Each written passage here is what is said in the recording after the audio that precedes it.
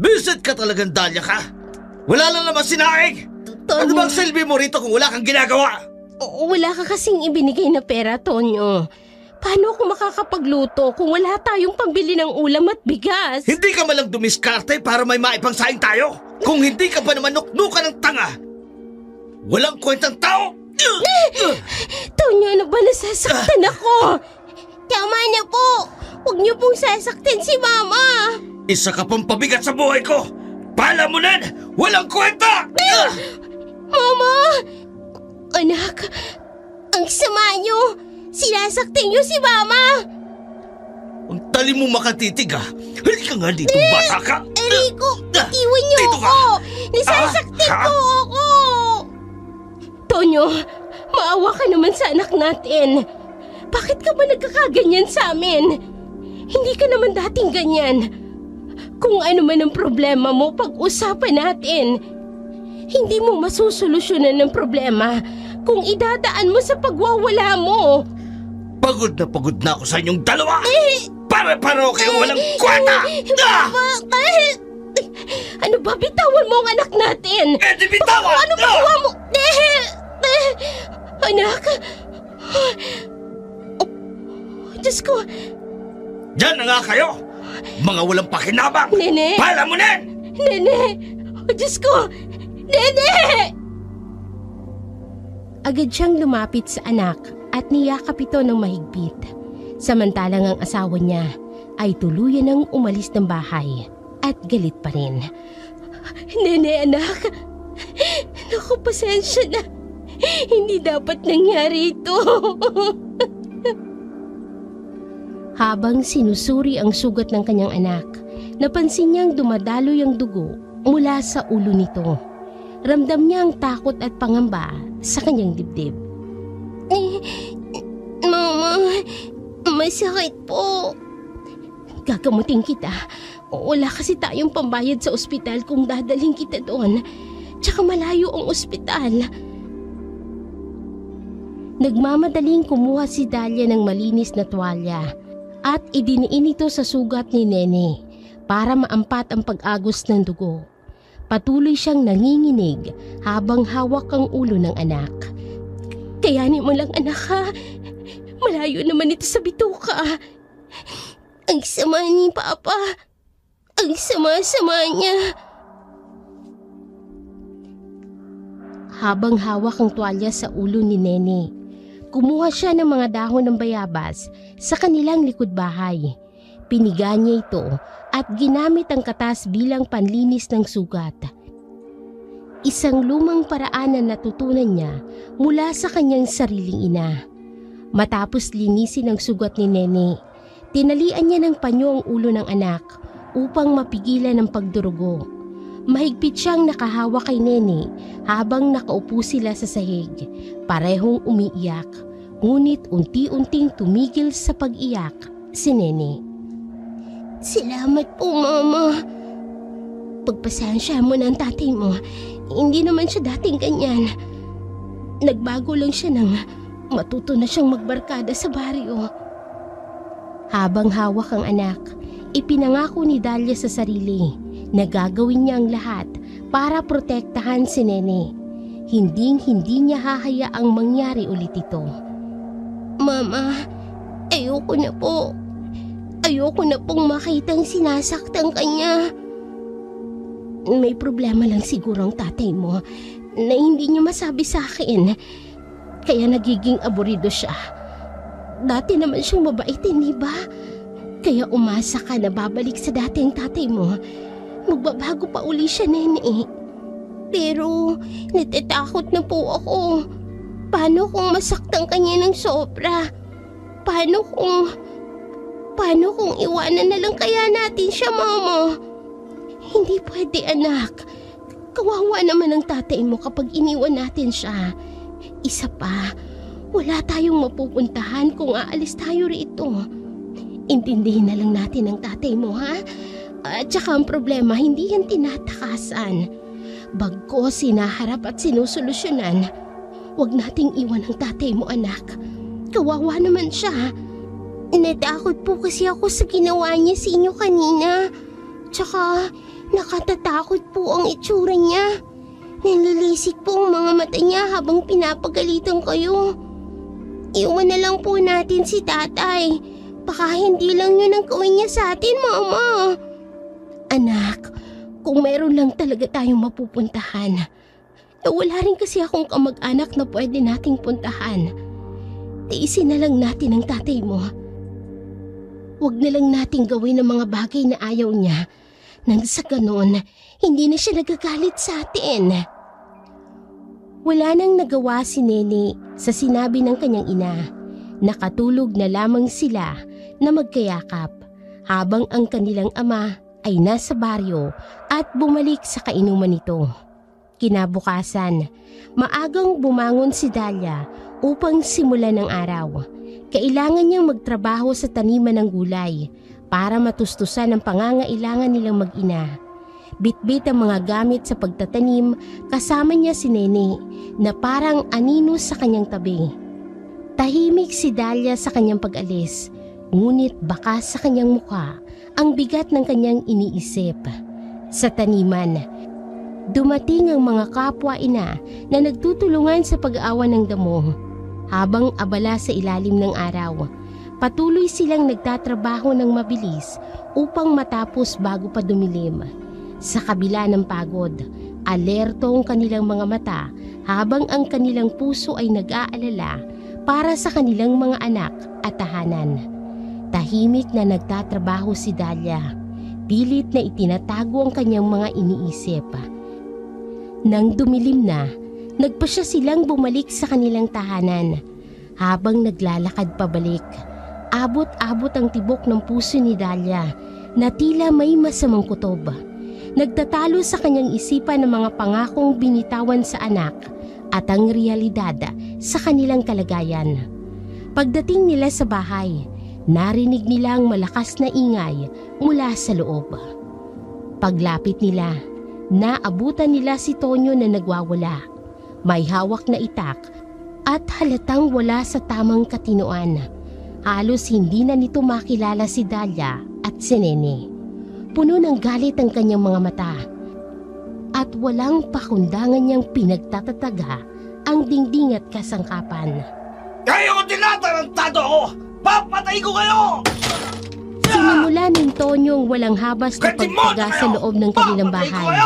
Winasak ang mga gamit at halos wala nang matira. Nanginginig naman sa takot ang mag-inang Dalia at Nene habang nakikita ang nangyayari. Ma, nakitatakot na talaga si Papa. Sinira niya na yung bahay natin. Anak, tahimik ka lang. Dahan-dahan tayong lalayo. Mama, umalis na tayo rito. Iwan na po natin si Papa. Oo anak, aalis na tayo. Napansin ni Dalia na tila naghahanap si Tonyo ng susunod na tatagain. Galit na napatingin ito sa kanilang direksyon. Walang ibang pagpipilian si Dalia kung hindi ang iligtas si Nene. Nene, kailangan na nating umalis. Ngayon na!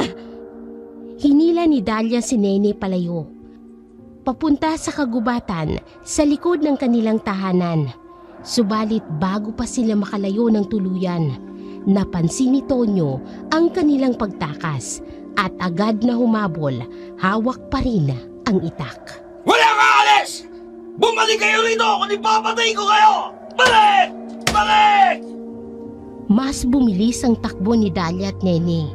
Habol ang takot at kaba. Ang ingay ng mga yapak ni Tonyo at ang kaluskos ng itak ang nagpapabilis sa tibok ng kanilang mga puso. Nene! Nene, takbo! Huwag kang titigil! Huwag kang lilingon! Ano pong nangyayari kay Papa? Hindi ko alam anak, pero hindi na tayo ligtas kung mananatili tayo rito. Baka po totoo yung sabi ng mga kasama mo. Na napasasama na po si Papa sa mga barkada niyang adik. Dalia! Kapag hindi kayo bumalik, papatayin ko kayo! Bilisan mo anak! Bilisan mo! Opo! Sa kanilang pagtakas, ramdam ni Dalia ang bigat ng kanyang desisyon. Alam niyang ito na ang tamang panahon upang iwanan si Tonyo at iligtas ang kanilang buhay mula sa bangungot na kanilang kinakaharap. Sa gabing yun, habang nagtatago sa dilim ng kagubatan, tahimik na nakaupo si Dahlia. Yakap-yakap si Nene. Wala nang bakas si Tonyo, pero alam ni Dahlia na kailangan nilang magtago at magpatuloy sa pagtakas. Yun na ang gabing nagpasya siya. Hindi na sila babalik. Wala nang dahilan para manatili pa. Ang galit at karahasan ni Tonyo ang naging hudyat ng panahon para tuluyan na silang makalaya. Sa kanilang pagtakas, dala nila ang pangako na hindi na mauulit ang gabing yun. Sa kalaliman ng gabi, patuloy silang lumayo mula kay Tonyo. At nang maramdaman nilang wala nang sumusunod sa kanila, dahan-dahan na silang naglakad hanggang sa makarating sa isang kalsada. Hindi na nga nila inisip ang hirap ng kanilang pinagdadaanan. Ang tanging nasa isip lang ng mag-ina ay makalayo sa lalaking nais silang patayin ng walang malinaw na dahilan. Mama, masakit na po ang mga paa ko. Baka po habulin pa po tayo ni Papa. Ayoko na pong tumakbo. Anak, alam kong pagod ka na. Pero konting tiis na lang ha. Hindi na tayo babalik doon. Malayo na tayo sa kanya. Kaya huwag ka nang matakot. Huminto si Dahlia sa tabi ng daan at dahan-dahang ibinaba ang dalang bag. Kinuha niyang natitirang tubig at iniabot kay Nene. Uminom ka na muna, anak. Kakayanin natin ito. Pangako ko, maghahanap tayo ng sasakyan. Makakababa din tayo sa bayan.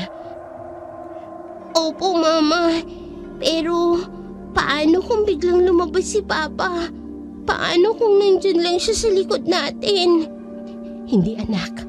Malayo na tayo. Hindi niya na tayo masasaktan. Magkasama tayo at hindi kita pababayaan. Kapag nakakita na tayo ng sasakyan, mabilis na tayo makakaalis dito. Kakayanin natin ito, Nene. Malapit na tayong makaligtas. Napatigil sila sa kanilang paglalakad nang makarinig sila ng mga yabag mula sa hindi kalayuan. Mabilis na tumayo si Dahlia. Hinila niya si Nene papalapit sa kanya at sinubukang lumingon sa paligid. Ngunit wala silang nakita na kahit na ano. Mama, Wala yun, anak. Siguro hayop lang. O kung ano, huwag kang matakot ha. Hawakan mo lang ang kamay ko. Magpahinga tayo ng konti tapos magpapatuloy na tayo. Sana'y may dumaan ng sasakyan para makasakay na tayo at makalayo na ng tuluyan. Nagpatuloy sila sa kanilang paglalakad. Kahit mabigat ang mga paa at matindi ang pagod, patuloy si Dahlia sa pagbibigay ng lakas ng loob kay Nene. Habang lihim na nananalangin na makakita na sila ng kahit anong sasakyan. Ang rough road ay tila walang katapusan. Ngunit sa bawat hakbang, nararamdaman nilang unti-unti na silang nakalalayo sa panganib na dala ni Tonyo. Konting tiis na lang, Nene. Makakaligtas na din tayo. Kailangan lang nating magpatuloy. Nang makakita sila ng isang kotseng dumadaan sa hindi kalayuan, agad silang tumigil at naghintay na mapansin sila. Sa kanilang mga mata, ang kotse ay tila liwanag sa gitna ng kanilang madilim na kalagayan. Sa huling saglit, binigyan sila ng pag-asa ng kotse na sila'y makatatakas mula sa anino ni Tonyo. Anak, eto nang hinihintay natin. Baka pwede tayong makisabay sa kanya. pero Mama, sino po kaya siya? Parang nakatatakot pong itsura ng sasakyan. Wala na tayong ibang pagpipilian, anak. Huwag kang mag-alala, ha? Basta mag-iingat tayo. Kailangan na nating makalayo rito. Nang huminto ang sasakyan sa harap nila, dahan-dahang bumaba ang bintanang salamin. Isang hindi namumuka ang lalaki ang nakatingin sa kanila mula sa loob. Halos natatakpan ng anino ang kanyang muka. Mukhang pagod na kayo. Saan ba kayo pupunta? Paumanhin ho. Pwede ho bang makisabay papunta sa bayan? May humahabol po kasi sa amin. Gusto kaming patayin. Tumakas lang po kami sa kanya. Tahimik na tumango ang driver at binuksan ang pinto para sa kanila. Nang sumakay sila sa loob ng sasakyan, agad na naramdaman ni Dahlia ang kakaibang pakiramdam. Ang loob ng sasakyan ay puno ng mga lumang gamit, mga litrato na nakakabit sa dashboard, isang lumang radyo na tumutugtog ng malungkot na awitin mula sa dekada 70, at ang mga bagay na tila nagkukwento sa isang malalim at masalimuot na nakaraan. Mama, bakit po ganito? Parang kakaiba po. Tama na anak, basta hawak lang tayo ng mahigpit ha? Huwag kang bibitaw sa akin. Ang mahalaga, makababa tayo ng bayan. Makalayo tayo sa papa mo. Sana nga.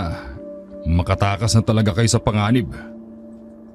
Habang umaandar ang sasakyan, napansin ni Dahlia ang isang lumang litrato na nasa dashboard. Isang larawan ng isang masayang pamilya. Isang babae, isang batang lalaki, at ang driver na ngayon ay nagmamaneho. Ngunit ang mukha ng babae at ng bata ay parang kinaskas at nasira, na parang may galit na nag-alis sa kanila sa larawan. Matagal na ho ba kayong nagmamaneho sa lugar na ito?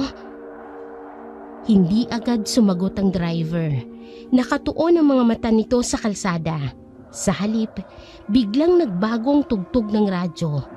Isang malungkot na himig na tila nagpapahiwatig ng pagkawala at sakit. Oo, matagal na. Nung wala pa yung mga kalsadang yan, dito na ako nagmamaneho. Marami na akong nakitang dumaan at naglaho. Ho? Bakit? May nakakagulat ba sa sinabi ko? Hindi ka ba naniniwala na marami nang dumaan sa kalsadang itong na binabagtas natin na naglaho? Naramdaman ni Dahlia ang bigat sa mga salitang yun. Parang may kakaibang lungkot at galit na nakatago sa boses ng driver. Napatingin siya sa rearview mirror at doon nakita niya ang mga mata ng driver. Malalim, tila punong-puno ng kasaysayan at sakit na dala ng nakaraan. Mama, gusto ko na pong bumaba. Konting tiis na lang anak. Magpakatatag ka. Malapit na tayo. Habang patuloy na nagmamaneho ang driver, naramdaman ni Dahlia na parang mas tumidilim ang paligid, na parabang hindi na sila dadaan sa bayan, kung hindi papunta sa isang lugar na hindi nila kilala. Ang bawat kalawangin at lumang bahagi ng sasakyan ay tila nagiging simbolo ng mga alaala at galit na matagal nang kinikimkim ng driver. Mga alaala na nagsisilbing babala na maaaring hindi sila ligtas sa kanyang piling. Habang unti-unti silang dinadala sa hindi matukoy na destinasyon, naramdaman ni Dahlia ang malamig na haplos ng takot na baka sa kanilang pagtakas ay papunta sila sa mas malaking panganib. Ngunit wala na silang ibang pagpipilian. Kailangan nilang magpatuloy. Umaasa na ang sasakyan at ang misteryosong driver ay hindi magdadala sa kanila sa kanilang huling hantungan. Tatay po ba kayo? Hindi sumagot agad ang driver. Pinagmasdan niya ang kalsada at parang nag-aalangan kung sasagutin ang tanong ni Dahlia. Ngunit sa kalaunan, nagpasya siyang magsalita. Oo, dati. Pero matagal na yun. Nawala na ang lahat sa akin. Nagpatuloy ang sasakyan sa pagtakbo. Pero sa isip ni Dahlia, Nagsisimula ng mabuo ang kwento ng driver. Napatingin muli siya sa mga litrato.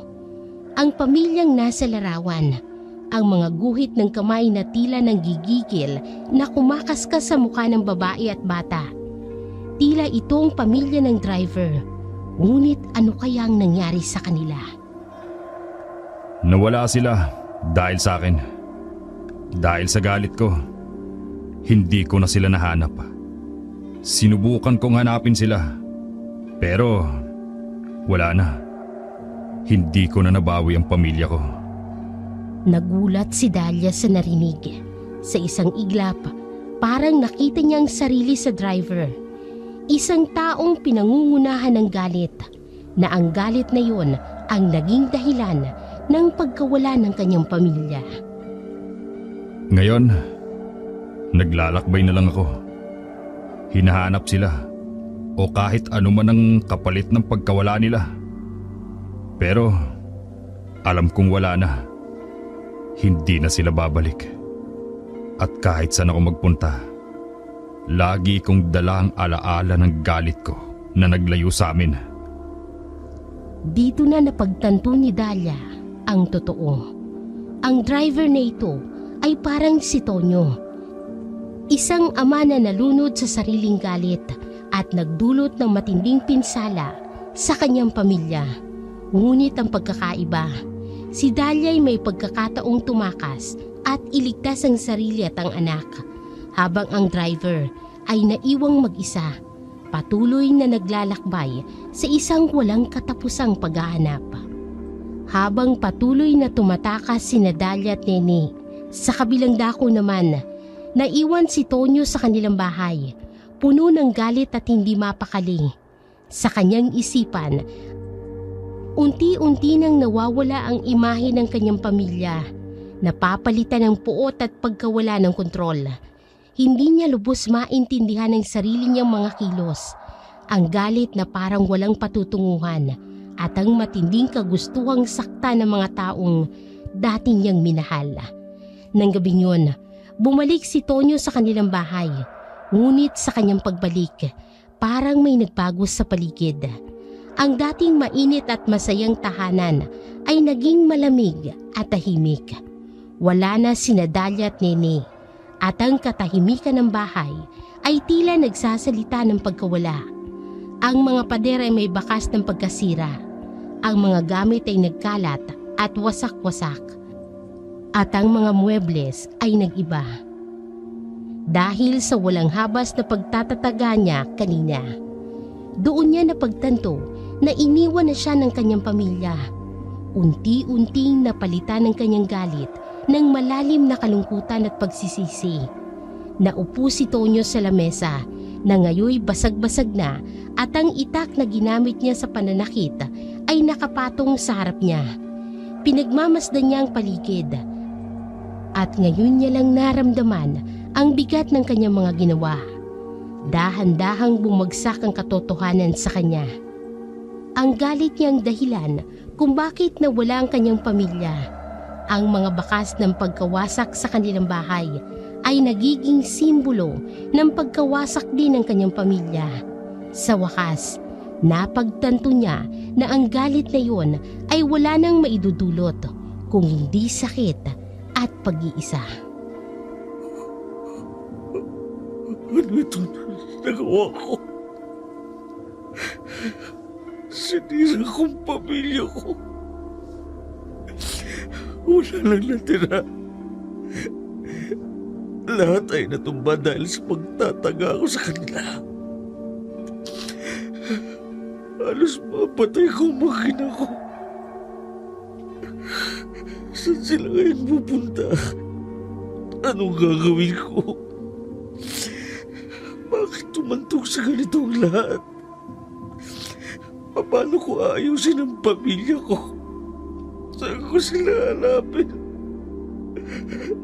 Saan ko susundan ang mag-ina ko? Masama ko! Ang sama-sama ko! Habang sinisisi ni Tonyo ang sarili, Dinadama niya ang bigat ng kanyang ginawa.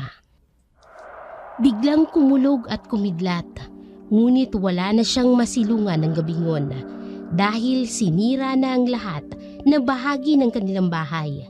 Naisip niya ang kanyang mag-ina.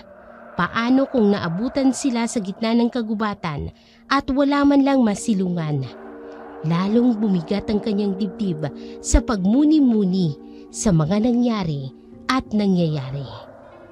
Sa kabilang dako naman, habang patuloy na pinabagtas ng kalawangin at lumang sasakyan ng madilim na kalsada, bigla itong bumagal at nagkaaberya. Napansin ni Dalia at Nene na unti-unting humihinto ang sasakyan sa gilid ng daan.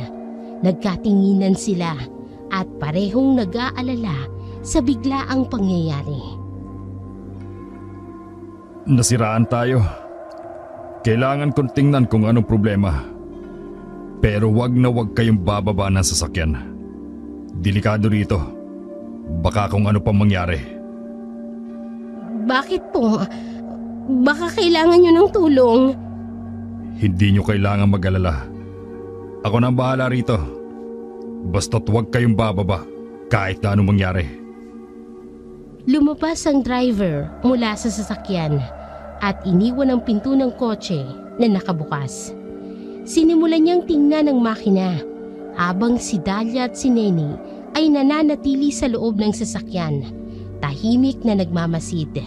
Si Dalia, bagamat kinakabahan, ay pilit na ipinapakita kay Nene na kalmado siya. Ngunit ramdam niyang kakaibang pakiramdam na tila may mali. Mama, natatakot po ako. Parang may masamang mangyayari po dito sa atin. Huwag kang mag-alala, anak. Basta sumunod lang tayo sa sinabi niya. Pero mag-iingat tayo, ha? Kapag may naramdaman kang kakaiba, sasabihin mo sa akin. Sa labas, naririnig nilang nagkukumpuni ang driver ng sasakyan. Ilang minuto pa ang lumipas. Ngunit tila walang nangyayari sa pag-aayos. Ang bawat tunog ng mga gamit at ang kaluskos sa paligid ay dumadagdag sa kaba ni Dalia. Habang naghihintay sina Dalia at Nene, unti-unting bumibigat ang hangin sa loob ng sasakyan. May kung anong hindi maipaliwanag na takot ang bumabalot kay Dalia. Parang may nagbabadya ng panganib sa labas. At ang pag-iisip niya na sila'y hindi makakatakas ay nagpapabilis ng tibok ng kanyang puso. Bagamat sinabi ng driver na manatili sila sa loob, ay hindi mapigilan ni Dalia na tanungin ang sarili. Tama bang nagtiwala kami sa kanya? Habang tumatagal ang oras, patuloy na nagbabantay si Dalia sa bawat kilos ng driver. Isang bagay ang biglang nakatawag ng kanyang atensyon. Isang maliit na papel na nakasiksik sa gilid ng upuan. Dahan-dahan niyang kinuha ito at binasa. Ito ay isang sulat na tila isinulat ng isang bata na puno ng takot at pagmamakaawa. Papa, huwag mo kaming saktan. Ayoko nang maglaro ng ganito. Biglang lumamig ang pakiramdam ni Dalia. Nabuhayan siya ng takot at duda sa tunay na motibo ng driver. Ngayon, hindi na lang siya nag-aalala sa pagkasira ng sasakyan, kung hindi pati na rin sa kaligtasan nila ni Nene. Anak, kapag sinabi kong takbo, tatakbo tayo, ha? Huwag kang lalayo sa akin. Opo, Mama. Tatakbo po tayo. Sa labas ng sasakyan, naririnig pa rin ng driver na tila nag-aayos. Ngunit masyadong tahimik ang paligid. Hindi na sigurado si Dalia kung totoo bang inaayos nito ang sasakyan o kung ano ang binabalak ng driver. Habang patuloy sa pag-aayos ang driver sa labas ng sasakyan, biglang narinig ni Dalia at Nene ang mga kakaibang tunog mula sa kagubatan. Mga malalalim na ungol na parang mga hayop na gutom at mabangis na umaatungal sa dilim at papalapit sa kanila. Lalo pang bumilis ang tibok ng puso ni Dahlia at ang kanyang takot sa driver ay napalitan ng mas matinding takot sa mga kakaibang nilalang na tila papalapit sa kanila. Mama, ano po yun? May mga hayop po ba dito? Anak, huwag kang mag-alala ha. Safe tayo dito sa loob. Manatili ka lang sa tabi ko. Huwag kang lalayo. Habang nakatitig si Dahlia sa bintana, nakita niya ang driver na biglang napatigil sa ginagawa. Napalingon ito sa direksyon ng mga tunog at sa isang iglap, kitang-kita ni Dahlia na may mga aninong gumagalaw sa gilid ng kalsada, mabilis at tila lumilipad sa ere. Buwisit! Andito na sila! Agad na bumunot ng patalim ang driver mula sa kanyang bulsa at sinubukan niyang labanan ang mga kakaibang nilalang. Lumabas mula sa mga anino ang ilang mga aswang, matutulis ang mga pangil, mahahaba ang mga kuko at mapula ang mga mata na nagliliyab sa dilim. Oh, Diyos ko! Aswang! Totoo ba ito? Habang patuloy na nakikipaglaban ng driver sa mga aswang, ay kitang-kita ni Dahlia kung paano nito sinubukang ipagtanggol ang kanilang sasakyan. Ang driver ay may kakaibang lakas, ngunit ang mga nilalang ay mas marami at mas mabangis. Tumama ang ilang aswang sa bintana ng kotse, kumakatok at pilit na binubuksan ang mga pinto.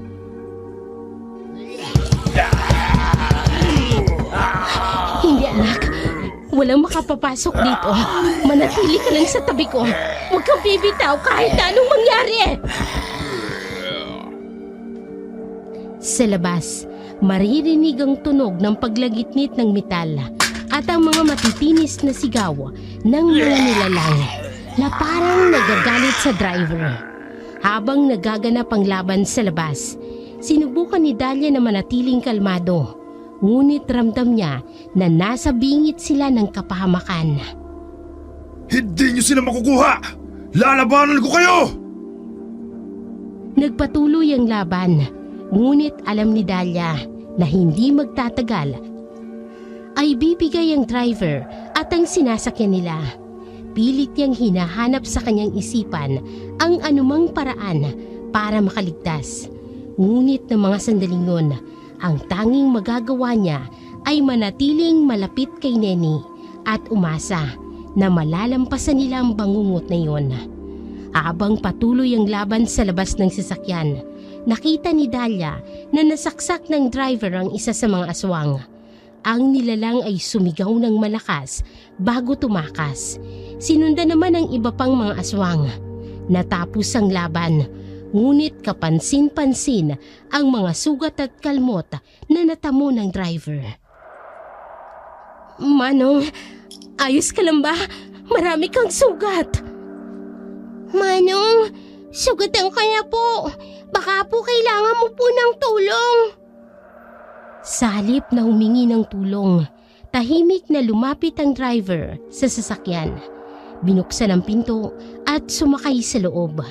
Napansin ni Dahlia at Neni ang kanyang mga sugat, malalim at nagdurugo na tila napakasakit. Ngunit imbes na maghanap ng lunas, ay kinuha ng driver ang isang bote ng mabahong likido mula sa bulsa at ipinahid ito sa kanyang mga sugat. Wala ito. Kayang-kaya ko to. Agad na napuno ng mabahong amoy ang loob ng sasakyan. Halos hindi na makatiis si Dahlia at Neni sa tindi ng amoy. Ang likido ay tila may kakaibang sangkap na agad-agad na nagpagaling sa mga sugat ng driver. Ilang sandali lang ay naghilom na ang mga ito na para bang walang nangyaring laban. Ano yung ipinahid mo? Parang naghilom agad ang sugat mo. Mama, parang may kakaiba po kay Manong. Parang hindi po siya normal. Matapos pahira ng likido ang lahat ng sugat, agad na pinaharurot ng driver ang sasakyan. mabilis na tumatakbo ang sasakyan sa kalsada. Halos humahagibis sa bilis. Ang takot na nararamdaman ng mag-ina ay bumalik ng mas matindi. Ang kanilang pag-aalala para sa driver ay napalitan ng matinding kaba. Hindi lamang para sa driver, kundi para na rin sa sariling kaligtasan. Huwag kayong mag-alala. Ligtas kayo sa akin. Hindi na tayo gagambalain ng mga demonyong aswang na yun. Sa tono ng boses ng driver at sa mga nangyari, hindi mapigilan ni Dalia at Nene na magduda at matakot. Sa bilis ng takbo ng sasakyan at sa kakaibang pangyayari, napagtanto nila ang kanilang kasama ay maaaring hindi isang ordinaryong tao at ang bawat minuto ay nagiging isang pagsubok sa kanilang katatagan. Anak, manatili ka lang sa tabi ko. Huwag kang bibitaw sa akin. Habang tumatakbo ang sasakyan sa kalsada, muling bumalik ang takot sa puso ni Dalia at Nene. Hindi na nila alam kung kanino sila dapat na matakot. Sa mga nilalang na umatake sa kanila o sa driver na kasama nila. Sa bawat segundo, nagiging mas malinaw sa kanila ang kanilang kaligtasan ay hindi pa rin tiyak at ang tanging magagawa nila ay mag-ingat at manalig sa bawat desisyon na kanilang gagawin. Ang gabing yun ay hindi pa tapos at ang tunay na panganib ay maaaring nasa mismong loob ng sasakyan kasama nila. Maya-maya, unti-unting napansin ni Dalia na hindi sila papunta sa bayan gaya ng kanyang inaasahan. Sa halip, tila papasok sila sa isang mas madilim at mas nakatatakot na lugar. Isang kalsadang walang ilaw at napapaligiran ng mga puno na halos natatakpan na ang kalangitan. Manong, hindi po ito ang daan patungo sa bayan. Saan niyo po kami dadalhin? Huwag kang mag-alala, Dalia. Dadalhin ko kayo sa lugar kung saan wala nang manggugulo sa atin. Wala nang taong susunod sa inyo. Wala nang papatay sa inyo. Naramdaman ni Dalia ang bigat ng sinabi ng driver.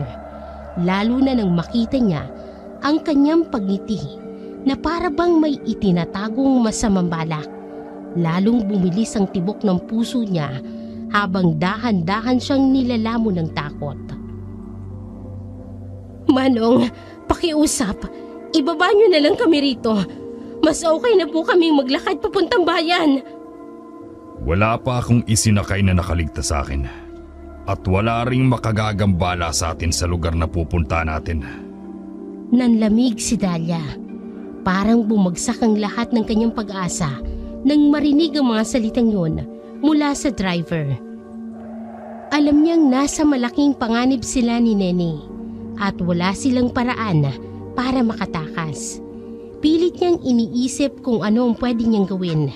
Ngunit sa bawat segundong lumilipas, lalo silang napapalapit sa lugar na hindi niya alam.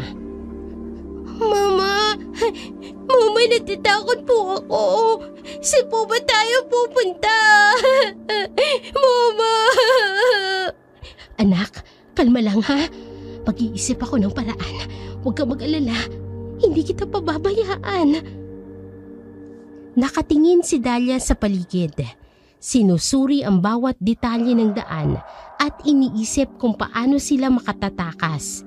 Ngunit habang nagtatagal, unti-unti niyang napapagtanto na ang pagkakataong makaligtas ay lalo pang lumiliit. Sa bawat liko ng sasakyan, papalapit sina Dalia at Nene sa isang lugar na hindi nila alam. Isang lugar na nagdadala ng mas matinding takot kesa sa iniwan nila. Ang driver na akala nila'y mapagkakatiwalaan ay unti-unti nang nagpapakita ng kanyang tunay na kulay. Isang taong mas mapanganib at walang intensyon na palayain sila. Manong, pakiusap. Hayaan niyo na kaming bumaba. May anak po ako. Wala kaming kasalanan. Hindi na kayo makababalik pa. Sa lugar na pupunta natin, doon na kayo magpapahinga. Walang tao, walang saksi, walang makapipigil sa akin. Ramdam ni Dahlia ang labis na takot. Wala na siyang ibang pagpipilian kung hindi ang maghintay ng tamang pagkakataon para muling tumakas. Kahit alam niyang mas peligroso ito kaysa sa dati. Ngunit ang mga salitang naririnig mula sa driver ay nagpapatunay na ang kanilang buhay ay nasa bingit ng kamatayan. Habang patuloy ang pagtakbo ng sasakyan papunta sa mas nakatatakot na lugar, naramdaman ni Dahlia na ang bawat saglit ay mahalaga. Ang kanyang mga kamay ay nanginginig sa kaba, ngunit sa likod ng takot ay may bumubulong na determinasyon at pangakong hindi siya susuko at hindi niya hahayaang may mangyari kay Nene. Habang umiikot ang gulong ng sasakyan, alam ni Dahlia na kailangan niyang lumaban para sa buhay nilang mag-ina. Alam niyang kailangan niyang makahanap ng pagkakataon para muling subukang tumakas. Habang binabantayan niya ang kilos ng driver, napansin niyang isang bagay na maaaring makatulong sa kanilang pagtakas. Anak, makinig ka. May naisip akong paraan para makalabas tayo dito. Pero kailangan mong sundin ako ng mabuti, ha? Opo, Mama. Ano pong gagawin natin? Kapag huminto ulit ang sasakyan, kahit saglit lang, babalik tayo sa ginawa natin kanina. Pero mas mabilis tayong tatakbo, ha? Kailangan nating makalayo bago pa siya makapag-react. Kapag sumenyas ako, sabay tayong lalabas at tatakbo papunta sa mga puno. Huwag kang titigil kahit na anong mangyari. Habang hinihintay ni Dahlia ang tamang pagkakataon, nagpatuloy sila sa biyahe hanggang sa makita ni Dahlia ang kalsada ay nagiging mas magaspang at bumabagal ang takbo ng sasakyan. Nang huminto ito sa isang malalim na hukay, mabilis niyang sinenyasan si Nene. Mabilis nilang binuksan ang pinto at tumakbo patungo sa gilid ng kalsada, papunta sa kagubatan. Sa likod nila, narinig nilang malakas na sigaw ng driver, pero hindi na sila lumingon. Ngayon na, Nene! Bilis! Takbo! Hoy! Bumalik kayo rito! Habang tumatakbo, naramdaman ni Dahlia ang mabilis na tibok ng kanyang puso. Alam niyang wala nang atrasan. Kailangan nilang makalayo sa sasakyan at sa driver na may masamang balak. Bigla nilang narinig ang mabangis na ungol mula sa likuran. Napalingon si Dahlia at nakita ang mga nilalang na nakasagupan ng driver kanina. Mga aswang na may matutulis na pangil at nagliliyab ang mga mata. Dahan-dahang papalapit sa kanila. Oh Diyos ko! Andito na naman sila, Nene! Takbo! Takbo na mabilis! Takbo!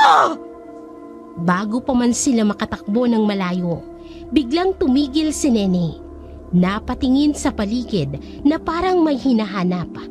Napansin niyang tila napapalibutan na sila ng mga nilalang mula sa iba't ibang direksyon.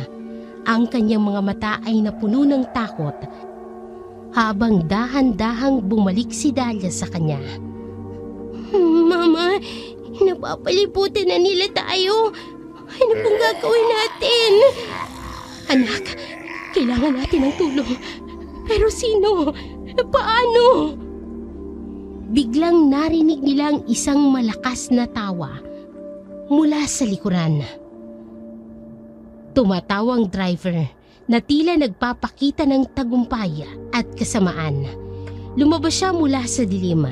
May hawak pa ring patalim habang ang mga aswang ay tila sumasaludo sa kanyang presensya.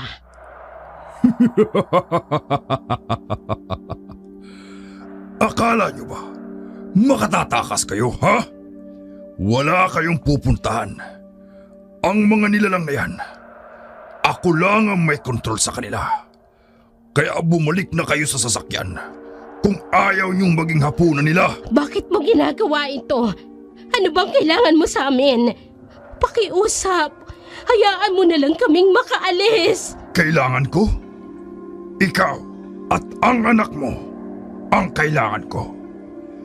Alam mo bang walang ibang makatatakas sa akin? Wala pang nakaligtas at hindi kayo magiging iba. Bumalik na kayo o baka gusto niyong maging pagkain ng mga hayop na yan.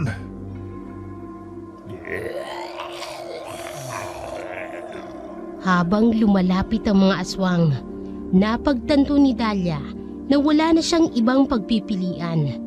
Hindi nila kayang labanan ang mga nilalang na ito. Wala siyang magawa kung hindi sundin ng driver. Kahit alam niyang masama ang kalalabasan nito. Pero bakit? Hindi namin gustong sumama sa'yo. May anak ako. Pakiusap, Manong. Wala na kayong magagawa. Wala na kayong ibang mapupuntahan. Bumalik na kayo sa akin. At baka sakaling mabuhay pa kayo ng mas matagal. Walang magawa si Dahlia kung hindi ang bumalik sa sasakyan. Kahit na ang bawat hakbang ay punong-puno ng takot. Ang mga aswang ay unti-unting umaatras. Binibigyan sila ng daan pabalik sa loob ng sasakyan. Alam ni Dahlia na wala siyang kontrol sa sitwasyon, ngunit kailangan niyang subukang protektahan ang kanyang anak. Mama, ano pong gagawin natin ngayon? Anak, kahit na anong mangyari, nandito ako. Huwag kang bibitaw sa akin, ha? Kailangan nating mag-ingat. Pero gagawa pa rin ako ng paraan para makaligtas tayo. Pagpasok nila sa sasakyan, ramdam ni Dahlia ang malamig na presensya ng driver. Alam niyang kailangan niyang manatiling alerto at maghintay ng tamang pagkakataon para subukang makatakas ulit. Isang pagkakataon na kailangang hintayin ng may tiyaga. Habang naglalakbay sila sa madilim na kalsada, unti-unting nararamdaman ni Dahlia ang malamig na simoy ng hangin na tila ba nagbabadya ng panganib. Wala siyang magawa kung hindi ang sumunod sa driver habang yakap-yakap si Nene na nanginginig sa takot. Patuloy silang pumapasok sa mas malalim na bahagi ng kagubatan sa isang lugar na tila pinabayaan na ng panahon. Mama, saan po ba tayo dadalhin? Gusto ko na pong umuwi. Anak, huwag kang mag-alala. Kasama mo ko. Gagawa tayo ng paraan para makaalis tayo rito. Ilang sandali pa, huminto ang sasakyan sa harap ng isang lumang bahay na halos natatakpan na ng mga puno at baging. Ang bahay ay tila hindi na napupuntahan ng tao sa loob ng maraming taon. Ang mga kahoy nito ay nababalot ng lumot at ang mga bintana ay basag-basag na. Tahimik ang paligid na parang ang lugar na yon ay pinaglumaan na ng panahon. Andito na tayo. Ito na ang magiging bagong tahanan ninyo. Magpakailanman. Bakit mo kami dinala rito? Ano ba malak mo sa amin? Wala kayong magagawa. Kung magtangka pa kayong tumakas, magiging katulad kayo ng mga nauna sa inyo. Pilit na itinutulak ni Dahlia ang takot habang pinagmamasdan ng paligid. Napansin niyang may mga buto ng tao na nagkalat sa paligid ng bahay at sa loob. Nakasabit sa kesame ang mga kalansay na tila babala sa sinumang magtatangkang tumakas. Mama, mga buto po niyang tao yan. Natitakot na po ako, Mama. Anak, huwag kang titingin. Manatili ka sa tabi ko. Hindi kita pababayaan. Habang papasok sila sa loob ng bahay, lalo pang naramdaman ni Dahlia ang bigat ng sitwasyon. Ang loob ng bahay ay madilim at puno ng alikabok, at ang amoy ng nag-aagnas na bagay ay bumabalot sa bawat sulok. Ang mga dingding ay puno ng mga kalawanging kagamitan at sa bawat hakbang nila ay tila may mga matang nakamasid sa kanila mula sa dilim. Ito ang bagong tahanan ninyo. Magiging ligtas kayo rito. Huwag lang kayong susubok na tumakas. Dahil kung hindi, matutulad kayo sa mga nauna sa inyo. Bakit mo ginagawa ito? Wala kaming kasalanan sa'yo. Pakiusap, pakawalan mo na kami. Wala nang kawala dito. Wala nang babalikan. Kaya kung gusto nyong mabuhay ng mas matagal, sumunod lang kayo. Habang nagsasalita ang driver, naramdaman ni Dahlia na parang nawawala na siya ng pag-asa. Ngunit hindi niya kayang isuko si Nene. Kailangan niyang mag-isip ng paraan. Kahit gaano kahirap ang kanilang sitwasyon. Mama, natitakot po ako. Ayoko na po dito. Huwag kang mag-alala, anak. Gagawa ko ng paraan. Hindi tayo susuko.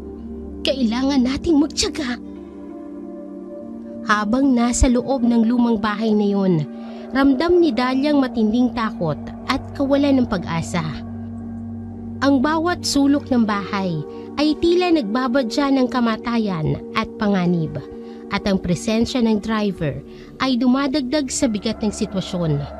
Ngunit sa kabila ng lahat, nananatiling matatag si Dahlia para kay Nene. Alam niyang kailangan niyang magpakatatag at mag-isip ng paraan upang makatakas silang mag-ina sa nakatatakot na lugar na yun. Sa kabilang banda, papunta si Tonyo sa bahay ng kilalang albularyo sa kanilang baryo. Hindi siya mapakali, dala ang pangamba at takot sa mga nangyari sa kanyang pamilya. Alam niyang may mali at ito na ang huling paraang naisip niya upang malaman ang totoo. Nang makarating siya sa bahay ni Mang Isko, ang albularyo, kumatok siya ng mahina at ilang sandali pa ay binuksan ni Mang Isko ang pinto. Isang matandang lalaki na kilala sa kanilang lugar. Tonyo, bakit ka nandito? May problema ba? Mang Isko, kailangan ko lang malaman ng totoo. Parang may nangyayari sa akin na hindi tama. Pakiramdam ko may sumpa sa akin. Parang sinasapian ako at natatakot ako sa mga nagawa ko, lalo na sa pamilya ko. Pinapasok ni Mang Isko si Tonyo at pinaupo sa isang silya sa loob ng kanyang bahay na puno ng mga anting-anting at iba't ibang halamang gamot.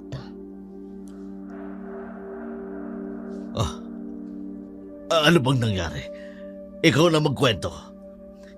Nagsimula po ito nung isang gabing uminom ako sa tindahan. Bigla na lamang sumakit ang tiyan ko na parang may kumikirot at sobrang tindi ng sakit. May lumapit sa akin na medyo mas matanda lang sa akin ng konti. Tinanong ako kung ayos ako. Sabi ko, sobrang sakit ng tiyan ko. Tapos may humintong lumang sasakyan sa tabi namin. At ano ang nangyari pagkatapos? Lumapit yung driver ng sasakyan. Akala ko tutulong lang siya. Pero binigyan niya ako ng isang baso ng likido. Sabi niya inumin ko raw. Makatutulong raw sa akin para gumaling ako. At gumaling nga ang tiyan ko matapos kong inumin yun. Pero simula nun, parang nag-iba ng lahat. Parang nawala ako sa sarili ko. Lagi na akong galit na parang may bumubulong sa akin para saktang ko ang asawa at anak ko. Hanggang sa muntikan ko na silang mapatay. Tonyo, mukhang hindi ito basta-basta. Ano ang itsura ng driver na yun? May napansin ka bang kakaiba sa kanya? Matanda rin po siya ng konti sa akin. Pero may kakaiba sa itsura niya. Hindi ko maipaliwanag pero parang may malamig na aura sa kanya. Hindi ko siya masyadong maalala. Pero kakaiba ang mata niya. Tonyo, Malamang ang driver na yun ay hindi tao. Malaki ang posibilidad na isa siyang aswang. Yung likido na pinainom niya sa iyo, yun ang naging simula ng lahat ng mga pangyayari. Marahil naiinggit ang aswang na yun sa pamilya mo. Binago niya ang pagkatao mo para sirain ka at kunin ang pamilya mo. Aswang. Pero bakit? Paano ko mababawi ang pamilya ko? Mang Isko, tulungan niyo ko. Saan ko kaya sila matatagpuan? Hindi ko na sila nakikita pa eh. Ang aswang na yun, malamang na siya may hawak ngayon sa pamilya mo. Kung totoo ang hinala ko, maaaring dinala niya sa isang liblib na lugar. Sa lumang bahay sa gitna ng kagubatan sa Sitio Pulang Lupa. Hindi ito magiging madali. Kailangan mo silang hanapin at maging handa sa anumang laban. Gagawin ko po ang lahat, Mang Isko. Mabawi ko lamang pamilya ko sa kanila sa kahit anong paraan, kahit anong mangyari. Dalhin mo ito. Ito ang magbibigay sa iyo ng lakas at proteksyon laban sa aswang. Pero tandaan mo, ang labanang ito ay hindi lamang pisikal. Pagtibayin mo ang loob mo at ang isipan. Ang pagmamahal mo sa pamilya ang magiging sandata mo laban sa aswang na yun. Salamat, Mang Isko. Gagawin ko po ang lahat. Hindi ko hahayaang kunin ng aswang na yun ng pamilya ko. Hahanapin ko sila at ililigtas. Mag-iingat ka. Huwag mong kalilimutan ang mga sinabi ko. Sana ay magtagumpay ka. Habang palabas si Tonyo sa bahay ng Mang Isko, naramdaman niya ang bigat ng misyon na nasa harapan niya. Ngunit alam niyang wala nang atrasan. Kailangang hanapin ang kanyang mag-ina at iligtas mula sa kamay ng aswang na nagdulot ng kaguluhan sa kanyang buhay. Habang naglalakad si Tonyo pabalik sa kanyang tahanan, ramdam niyang bagong lakas na nagmumula sa kanyang determinasyon. Alam niyang mahirap ang laban, ngunit handa siyang harapin ang anumang panganib para mabawi ang kanyang pamilya. Ang anting-anting na bigay ni Mang Isko na nasa kanyang dibdib ay nagbibigay ng konting kapanatagan sa kabila ng takot at pangamba na naghihintay sa kanya. Habang naglalakad si Tonyo sa madilim na kagubatan, nararamdaman niya ang bigat ng kanyang mga nagawa. Hindi lamang ang takot sa aswang ang bumabalot sa kanyang isipan, kung hindi pati na rin ang matinding pagsisisi sa mga pagkakamali niya sa kanyang mag-ina. Alam niyang ang labang ito ay hindi lang para bawiin sila mula sa aswang, kung hindi para ituwid ang pagkakamaling nagawa niya sa kanila. Sa bawat hakbang ni Tonyo, papalapit sa lugar kung saan niya hahanapin ang kanyang mag-ina, nararamdaman niya ang bigat ng kanyang konsensya. Alam niyang nagkasala siya. Nasaktan niya si Dalia at muntik niya nang mapatay si Nene dahil sa galit na dala ng sumpa. Pero ngayon, may isa siyang layunin, ang ituwid ang kanyang pagkakamali at muling makuha ang tiwala at pagmamahal ng kanyang pamilya. Habang naglalakbay, ay biglang tumigil si Tonyo sa gitna ng kagubatan. Nag-iisa sa ilalim ng liwanag ng buwan. Napaluhod siya, sapo ang kanyang muka, at naramdaman niyang bumalik ang lahat ng sakit at pagsisisi.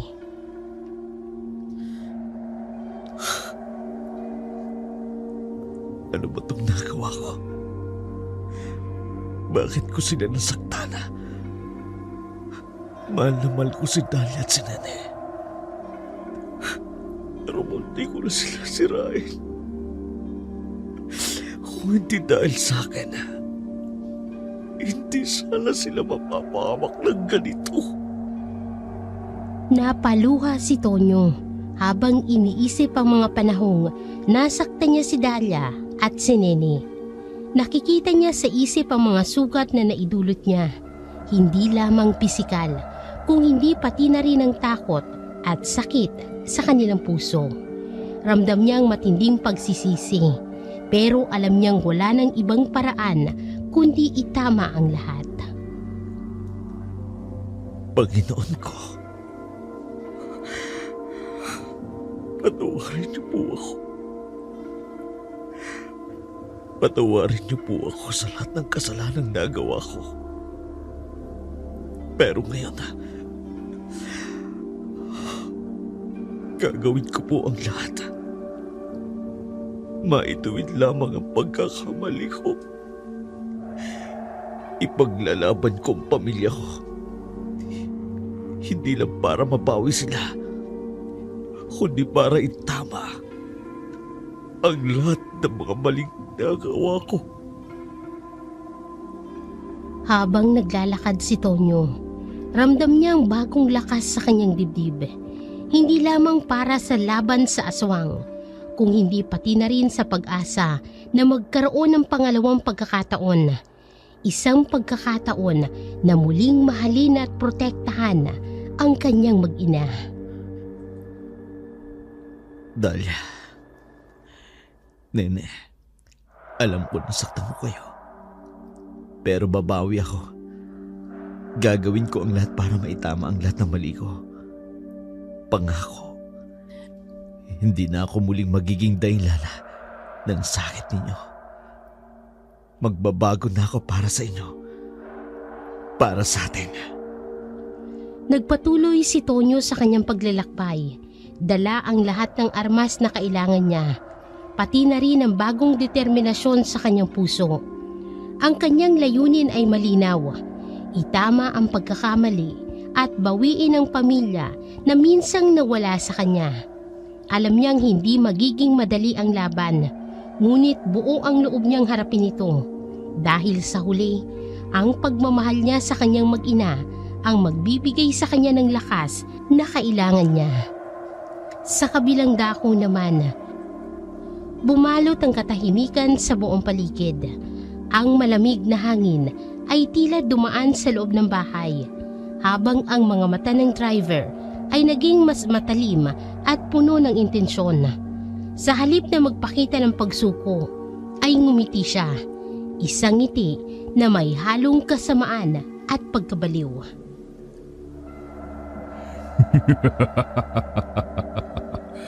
Hindi, Dahlia. Hindi kita pakakawalan. Ikaw at si Nene ang magiging bagong pamilya ko. Si Nene ang magiging anak ko. At ikaw ang magiging asawa ko. Hindi! Wala kang karapatang gawin yan sa amin! Kayo ang napili ko, Dahlia. Walang makapipigil sa akin. Si Nene ang magiging anak ko. At ikaw ang magiging asawa ko. Ang magpupuno sa nawawala sa akin. Mama, ayoko po sa kanya. Gusto ko na pong umalis dito. Hindi mo kami mapipilit na maging pamilya mo. Hindi kami ang pamilya mo. At hindi namin gusto ang ginagawa mo. Tama? Anong alam mo tungkol sa tama? Ang pagkakaroon ng pamilya ang tanging tama para sa akin. At gagawin ko ang lahat para makuha ko yun. Kayo ang magbibigay sa akin ng buhay na nawala sa akin. Hindi mo kami pagmamayari. May sariling buhay kami. At hindi kami ang solusyon sa problema mo. Hindi kayo makatatakas. Wala kayong ibang pupuntahan. Walang ibang magmamahal sa inyo tulad ng pagmamahal na maibibigay ko. Nene, kailangan nating umalis dito. Kailangan nating tumakas. Agad na hinila ni Dahlia si Nene at sinubukan nilang tumakbo papunta sa pintuan. Pero bago pa man sila makalayo, ay mabilis nang kumilos ang driver at nahawakan ang braso ni Dahlia. Hinila siya pabalik na tila mas marahas. Hindi kayo aalis! Wala na kayong ibang pupuntahan! Iwan mo kami! Hayaan mo na kaming umalis! Bitiwan mo, mama ko! Ayoko na rito! Sa puntong ito, nagkaroon ng matinding tensyon. Kahit na puno ng takot si Dahlia, ay naghanap ng pagkakataon upang lumaban. Nakakita siya ng isang mabigat na bagay sa mesa, isang lumang lampara at walang pag-aalinlangan na ginamit niya ito upang hampasin ang driver sa ulo. Bitiwan mo kami! Natamaan ang driver at bumagsak ito sa sahig. Pero hindi pa rin nawawala ang kanyang galit. Halos wala na sa sarili. Patuloy siyang lumapit sa kanila at handang gawin ang lahat upang hindi sila makaalis. Hindi mo ako matatakasan, Dahlia! Ako ang magiging pamilya niyo! Hindi mo kami makukuha. Hayaan mo na kaming umalis! Habang patuloy ang tensyon, nakahanap si Dahlia ng paraan upang makalayo. Sa tulong ng takot at adrenaline, nagawa niyang buksan ang pintuan at sabay silang tumakbo ni Nene palabas ng bahay. Takbo, Nene! Kailangan nating makalayo! Bilisan mo! Opo, Mama! Tatakbo na po tayo! Habang tumatakbo sina Dahlia at Nene palayo sa bahay, naririnig pa rin nila ang sigaw ng driver na parang tinatawag sila pabalik. Pero sa bawat hakbang na palayo, lalong lumalayo ang posibilidad na bumalik sila. Alam ni Dahlia na hindi na sila maaaring bumalik. Hindi na sila magiging biktima ng isang taong nagkulang sa pag-unawa at pagmamahal. Sa kanilang pagtakas, bitbit ni Dahlia ang pag-asa na makahanap sila ng ligtas na lugar, malayo sa kamay ng taong nagnanais na gawing alipin ang kanilang mga buhay. Sa gabing yun, ang laban para sa kanilang kalayaan ay hindi natapos.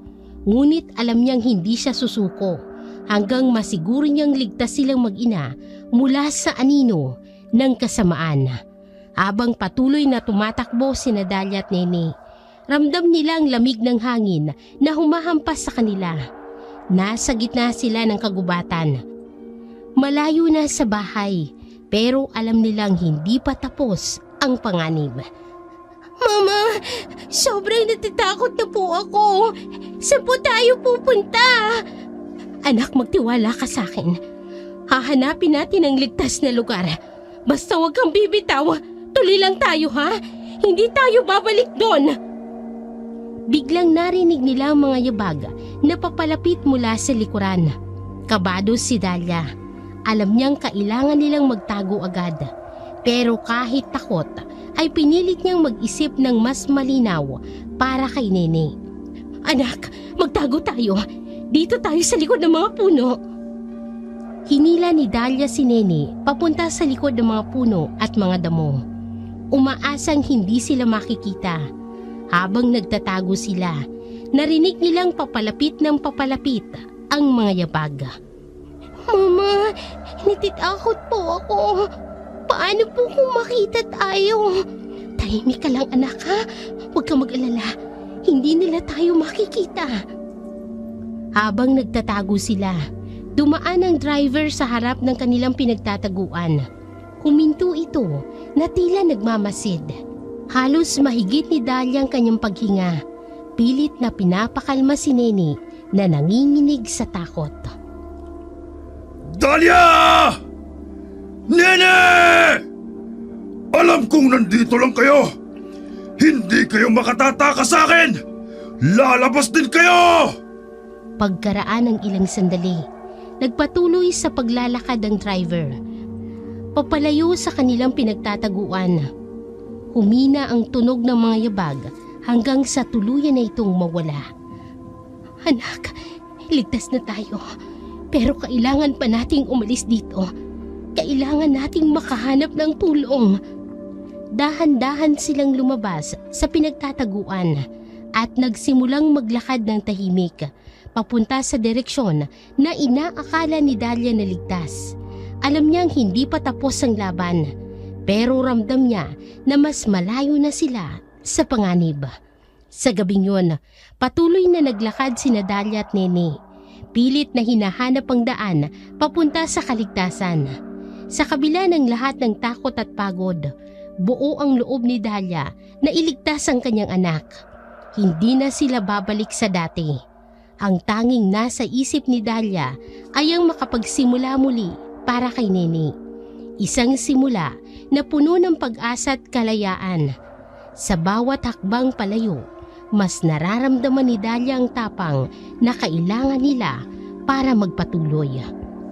Habang pilit na kumakawala si Dahlia at Nene mula sa malamig na kamay na humihila sa kanila, bigla nilang nakita ang mukha ng taong humahawak sa kanila. Si Tonyo. Parehong napuno ng takot ang kanilang mga mata, lalo na't naaalala nilang lahat ng nagawa ni Tonyo sa kanila. Tonyo, bakit ka nandito? Anong gagawin mo sa amin? Pakiusap. Pagod na kami katatakbo. Hindi na magandang nangyayari sa amin. Mama, huwag na natin siya lapitan. Baka saktin niya ulit tayo. Si Tonyo, kitang-kita ang lungkot at pagsisisi sa kanyang mga mata. Agad na kumalma at pinilit na ipaliwanag ang kanyang sarili. Dahlia, Nene, patawarin niyo ko. Alam ko nagkasala ako sa inyo. Alam kong nasaktan ko kayo. Pero hindi ko kagustuhan yun. Ginamitan ako ng itim na kapangyarihan ng aswang. Hindi ko na kontrolado ang sarili ko noon. Pero ngayon, natanggal na ng albularyo ang sumpa. Hindi niya na tayo masisira pa. Paano kami makasisiguro na totoong sinasabi mo? Paano kung saktan mo ulit kami? Dahlia, Nene, alam ko mahirap maniwala kayo sa akin. Pero tinitiyak ko sa inyo, hindi ko na kayo sasaktan. Nagbago na ako. Ang tanging gusto ko lamang ngayon, iligtas kayo sa lugar na to at ayoko mapahamak kayo. Kaya nakikiusap ako, sumama na kayo sa akin. Ilalayo ko kayo sa lahat ng kaguluhang nangyayari sa lugar na to. Si Nene, kahit na natatakot pa rin, ay tumingin kay Dahlia na para bang naghahanap ng gabay. Naramdaman ni Dahlia ang kabang bumabalot sa kanyang dibdib. Ngunit nakita niya rin ang sinseridad sa mga mata ni Tonyo. Mama, baka totoo na po ang sinasabi ni Papa. Baka nagbago na po siya. Tonyo, kung totoo nga ang sinasabi mo, kailangan mong patunayan na hindi ka na magbabago. Hindi ko kayang ipagsapalaran ang buhay ng anak ko. Gagawin ko ang lahat para mapatunayan ko na nagbago na ako, Dahlia. Kung kailangan kong itaya ang buhay ko para sa inyo, gagawin ko. Huwag niyo lamang akong talikuran ngayon. Kailangan na nating umalis dito dahil hindi kayo ligtas sa lugar na to.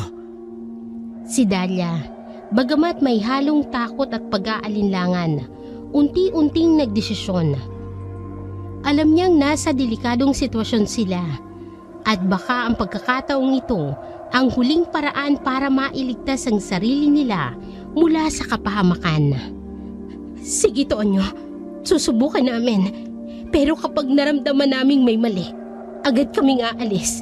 Naiintindihan mo ba? Oo, Dahlia. Naiintindihan ko. Pangako, poprotektahan ko kayo. Ilalayo ko kayo sa lugar na to. Dahan-dahang humawak si Dahlia kay Nene. Sabay silang humakbang palapit kay Tonyo. Bagamat may takot pa rin sa kanilang mga puso, pinili nilang sumama kay Tonyo. Umaasa na ang desisyong ito ang magdadala ng kaligtasan para sa kanilang lahat. Samantala, ang madilim na kalsada ay binabalot ng mga anino mula sa mga puno. At ang malamig na hangin ay patuloy na humahampas sa paligid, tila nagbibigay ng pakiramdam ng kasamaan. Tonyo, kailangan nating makahanap ng ligtas na lugar. Ang aswang, papalapit na. Huwag kang mag-alala, Dahlia. Ito na ang oras ng pag-iigante. Mula sa malayo, ang aswang na driver ay lumabas sa kanyang sasakyan. Ang kanyang mga mata'y kumikislap ng kasamaan. Ang kanyang mga pangil ay umaabot mula sa dilim hanggang sa hangin na nagdadala ng amoy ng matinding panganib.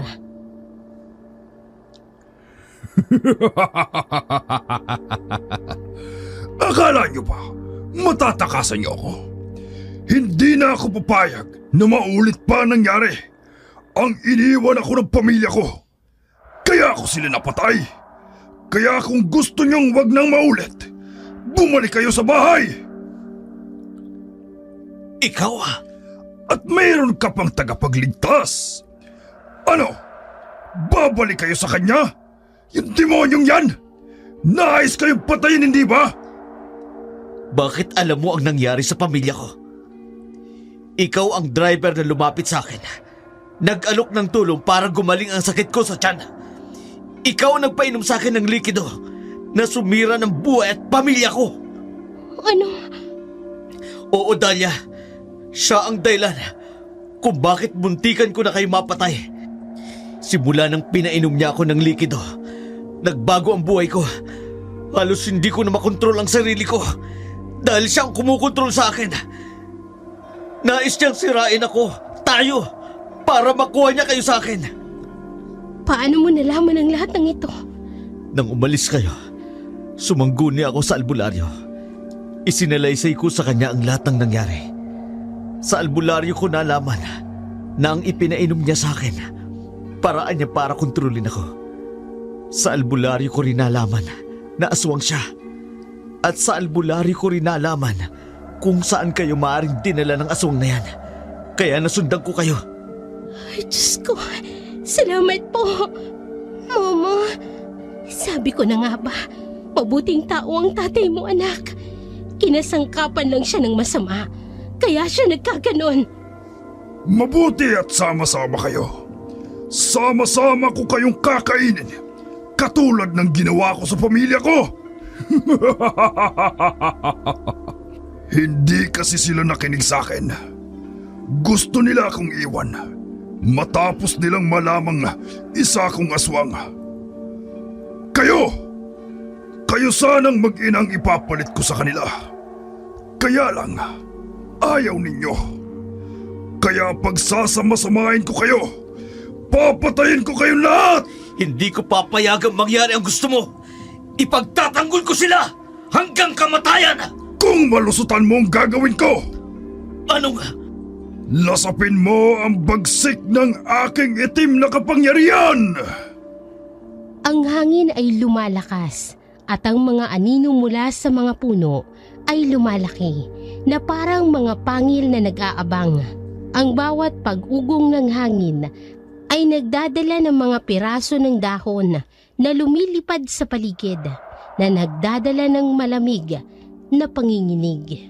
Inilabas ni Tonyo ang anting-anting at ang liwanag mula rito ay kumikislap ng makapangyarihang aura. Hindi ako natatakot sa'yo! Matakot ka sa hawak ko! Yeah! Ah! Oras na ng paniningil! Pagbabayaran mo ang muntikan mo ng pagwasak sa pamilya ko! Pati ang pagpatay mo sa pamilya mo! At sa iba pang biktima mo! Matapang ka! Tanggapin mo ang lupit ng aking kapangyarihan! Ang laban ay agad na sumabog sa gitna ng kalsada sa liblib na gubat. Ang aswang na driver ay naglalabas ng isang malakas na pangil. Ang bawat galaw ay puno ng kasamaan at lakas. Si Tonyo ay naglalabas ng malakas na suntok. Ngunit ang aswang ay mabilis na umiiwas. Ang kanyang mga paggalaw ay parang mga alon ng dagat. Yan lang ba ang kaya mo? Ang aswang ay mabilis na nagbabago ng posisyon at sa isang galaw, pinakawalan niya ang isang malakas na sipa patungo kay Tonyo. Ang sipa ay tumama sa tagiliran nito na nagdulot sa kanya ng isang malakas na pagbagsak sa lupa. Sa kabila ng sakit, agad siyang bumangon na may dugo ang labi at nanginginig na binti. Ang kanyang mga matay naglalabas ng determinasyon at ang kanyang mga kamay ay nanginginig ngunit matatag. Hindi ako titigil. Ipaglalaban ko ang pamilya ko! Ang aswang ay muling naglabas ng mga pangil na parang mga talima. Sinusubukan niyang mahuli si Tonyo sa bawat pagkakataon, sa bawat pag-atake. Ang aswang ay nagpapakawala ng mga malalakas na tunog at ang hangin ay puno ng mga tunog ng pagsabog ng mga sangat dahon. Tonyo! Mag-iingat ka! Ang labanan ay nagiging mas intense. Ang bawat suntok ni Tonyo ay tinatanggap ng aswang ng may hindi natitinag na lakas. Sa isang matinding pagsisikap, pinilit ni Tonyo na mahawakan ang kahinaan ng aswang. Ngayon ang katapusan mo! Sa isang huling pagsusumikap, nagbigay si Tonyo ng isang malakas na suntok na tinamaan ng anting-anting ang tiyan ng aswang. Ang anting-anting ay naglabas ng isang malakas na puwersa. Nagkaroon ng liwanag at usok. Ang aswang ay napatumbas sa lupa at ang kanyang anyo ay nagiging usok na naglalahos sa dilim. Hindi ka na makakapaminsala pa! Tatapusin na kita! Hindi! Hindi maaari ito! Ang aswang na driver ay unti-unting nawawala. Ang kanyang anyo ay nagiging usok na unti-unting naglalaho sa dilim. Ang mga anino mula sa mga puno ay bumabalik sa kanilang tahimik na anyo. Ang hangin ay humuhupa, nagiging maluwag at tahimik. Ligtas na tayo. Wala na tayong dapat ipag-alala. Salamat, Tonyo.